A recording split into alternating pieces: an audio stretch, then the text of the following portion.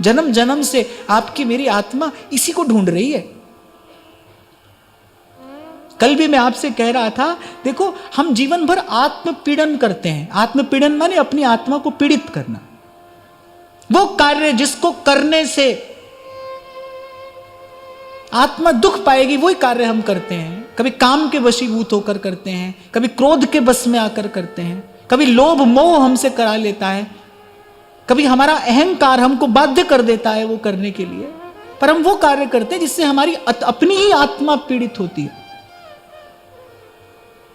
ये तो हमने कई बार विचार किया भाई, आप किसी को सुख दुख दे ही नहीं सकते। आप जो कर रहे हो, आप अपने सुख दुख का विधान कर रहे हो, आप अपनी व्यवस्था कर रहे हो।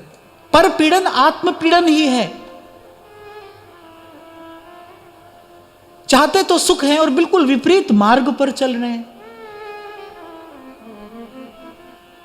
तभी तो आचार्य कह रहे, अरे सब प्रश्नों को हटा, अंतिम बात बता, सुख चाहत हरिवंश हित। अरे सुख ही तो चाहता है, सुख ही तो चाहता है।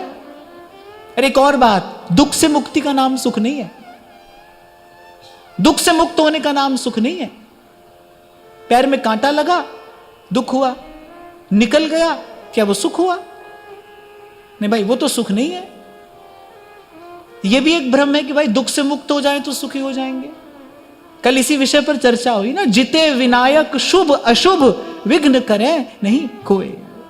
आत्मा ये सुख चाहती है। अब देखो, आप अपने सुख की व्यवस्था कब करते हो? आपको ही करनी है। अब आपको देखना है कि आप इस सदा रहने वाले, इस पूर्ण, इस सच्चे सुख की व्यवस्था अपने लिए कब करते हो? क्या है भगवान का आराधन, क्या है?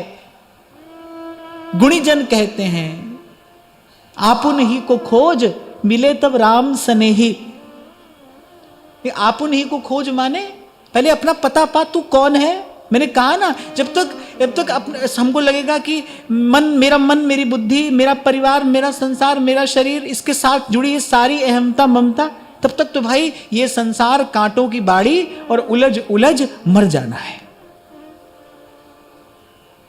ये जो बारीक सी सूक्ष्म सी बात संतों ने कही है, आपुन ही को खोज मिले तब राम से नहीं। जिस दिन ये पता चलेगा मैं कौन हूं, मैं तो प्रिया जी की किंकरी हूं। मेरे गुरु ने मुझे मेरा क्या स्वरूप लखाया है, हमारे महाप्रभु जी ने हमको हमारा निज स्वरूप क्या बताया है कि मैं प्रिया जी की किंकरी हूं। मैं तो प्रिया जी की दासी हूं। वो स्वामिनी है, मैं दासी हूं। जिस दिन आपको यह लगेगा कि हाँ भाई मेरा वास्तविक स्वरूप ये है मेरा परिचय, फिर उस दिशा में आप आगे बढ़ोगे।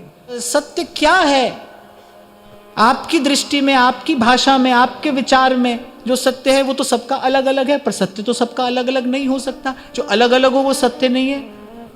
सत्य के लिए तो जो पहले शब्द का प्रयोग किया गया है वो एक का किया गया है, एक ओंकार। सत्य की अनुभूति के बाद गुरु साहब के मुख से जो पहली बात निकली वो परम सत्य ही तो है ना। पहली बात क्या कही? एक ओंकार, एक है। सतनाम कर्ता पुरख निर्भव निर्वैर अकाल अमूरत अजूनी साइभम गुरु प्रसाद। जप आद सच जुगाद सच है भी सच नानक होसी भी सच। ये तो बड़ा आनंद आता है इस एक बात का विचार करने में। एक है, सर्वदेश सर्वकाल सर्व समय सदा सर्वदा सर्वत्र एक है, उसमें कोई परिवर्तन नहीं है।